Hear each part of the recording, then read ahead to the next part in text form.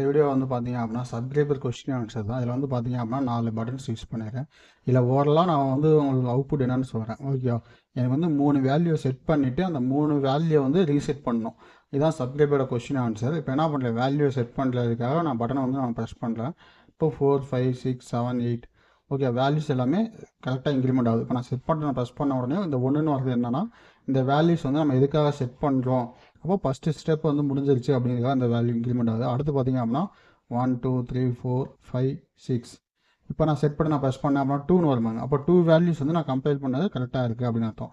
அடுத்து 3வது வேல்யூ வந்து பார்த்தீங்க அப்படின்னா 1, 2, 3, 4, 5 இப்போ என்ன பண்ணுறேன், நான் வந்து 3 வந்து ப்ரெஸ் பண்ணிட்டு இங்கே ப்ரெஸ் பண்ணுறப்போ பார்த்தீங்கன்னா 3 அப்டேட் ஆகுது.